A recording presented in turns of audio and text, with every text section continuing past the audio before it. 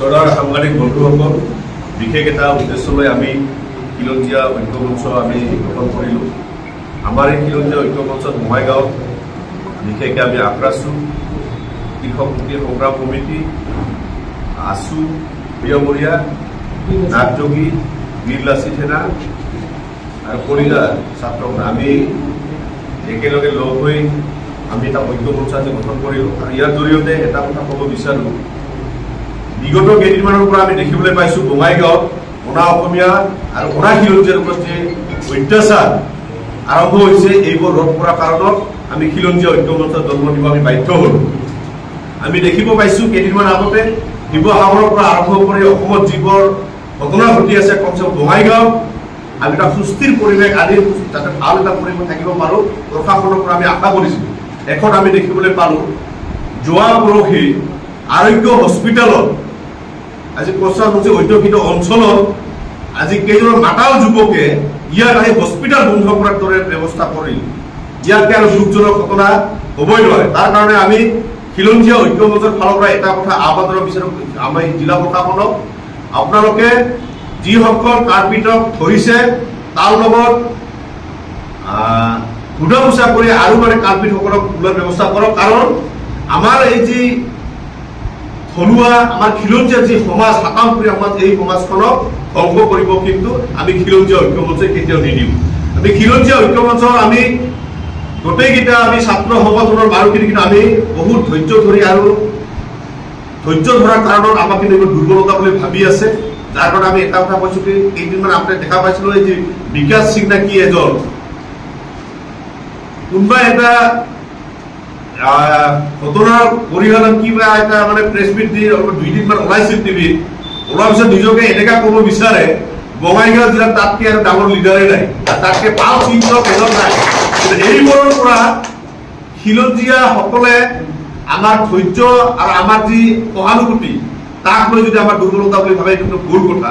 আমি খিলঞ্জীয়া ঐক্য মঞ্চ এয়াই কৈছোঁ, বঙাইগাঁৱত যি মিলা প্ৰীতি হাকামপুৰীয়া যি আমাৰ পৰম্পৰা আগৰ পৰা আছিল, প্ৰত্যেকটো তেনেকৈ আমাৰ থকাৰ আমি ব্যৱস্থাটো আমি বিচাৰোঁ। আৰু জিলা প্ৰশাসনে যদি ইয়াত হস্তক্ষেপ নকৰি কেৱল আমাৰ সমাজখনক যদি আৰু যদি বিচৰিত কৰা যদি ব্যৱস্থা কৰে, কিন্তু আমি খিলঞ্জীয়া ঐক্য মঞ্চ আমি বহি নাথাকিম, যিকোনো পন্থা ল'বৰ কাৰণে আমি আগবাঢ়ি যাম।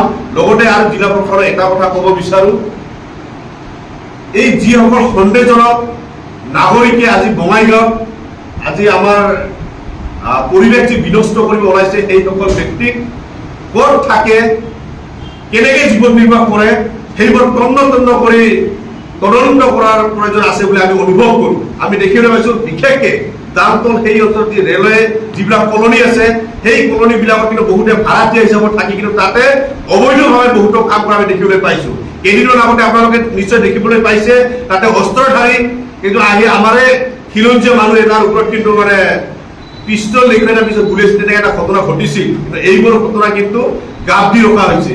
জিলা প্ৰশাসনেও কিন্তু ইয়াত কোনোবা এজনক সুৰক্ষা দিয়াৰ ব্যৱস্থা আমি দেখা নিচিনা আমি অনুভৱ হৈছে।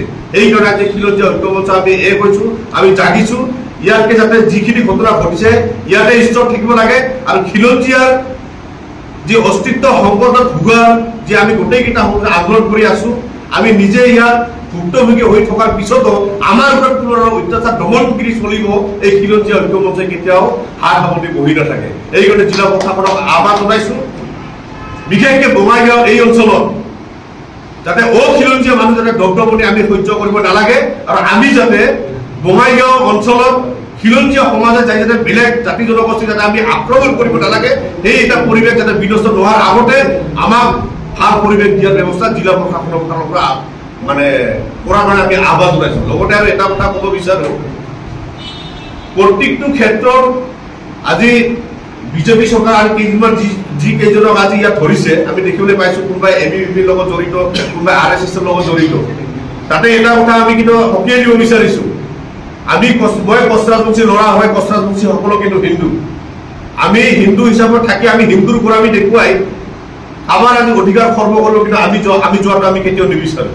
এনেকুৱা ভণ্ডামী চৰিত্ৰ যাতে বঙাইগাঁৱত লগতে বঙাইগাঁও যে হাকামপুৰীয়া পৰম্পৰা যে আগৰ পৰাই চলি আহিছে, বিভিন্ন জাতি জনগোষ্ঠী একেলগে মিলা প্ৰীতিৰে সেই পৰিৱেশটো আমি বিচাৰোঁ, যাতে ইয়াত যিকোনো সংগঠনৰে গৰিহণালৈ বা যিকোনো পৰিৱেশ বিনষ্ট কৰাৰ যাতে চেষ্টা কোনেও নকৰে তাৰ কাৰণে আমি আহ্বান জনাইছোঁ। লগতে খিলঞ্জীয়া আমাৰ যি ঐক্য মঞ্চ যে গঠন হ'ল এই ঐক্য মঞ্চৰ জৰিয়তে আমি এটা কথাই আহ্বান কৰিব বিচাৰোঁ জিলা প্ৰশাসনক অতি সোনকালে খিলঞ্জীয়াৰ ওপৰত দবদবানি মাটি ক্ৰয় বিক্ৰয় কৰা খিলঞ্জীয়াৰ মাটি অন্য অনা অসমীয়াই কিনা এইবোৰ বন্ধ কৰিব লাগে। আৰু বিশেষকৈ আমি দেখিবলৈ পাইছোঁ দলাইগাঁও সেই অঞ্চলত যিবিলাক আমাৰ পশ্চাদপক্ষ অধ্যুষিত অঞ্চল আছিল সেই অঞ্চলবিলাকত কিন্তু অনা অসমীয়া মানুহে কিন্তু দালালগিৰি কৰি কিনে আমাৰ মাটিখিনি কিন্তু বৰবাদ কৰিলে। আমি সেইসকলকো সকীয়াই দিছোঁ আৰু জিলা প্ৰশাসনক কৈছোঁ এই যিসকল মাটিৰ দালালে এইবোৰ কাম কৰিছে সেইসকলক অতি পুনৰ গ্ৰেপ্তাৰ কৰাৰ ব্যৱস্থা কৰিব লাগে। নহ'লে কিন্তু আমি খিলঞ্জীয়া এই ঐক্য মঞ্চই প্ৰত্যেকটো ক্ষেত্ৰত মাৰবাদীৰ ঘৰ পৰ্যন্ত যাই ঘৰ ঘেৰাও কৰি হ'লেও সেই দালালসকলক কিন্তু আমি উলিয়াই আনি ৰাজপথত কিন্তু পিটাৰ ব্যৱস্থা কিন্তু আমি ঐক্য মঞ্চৰ ফালৰ পৰা কিন্তু কৰা হয়। আমাৰ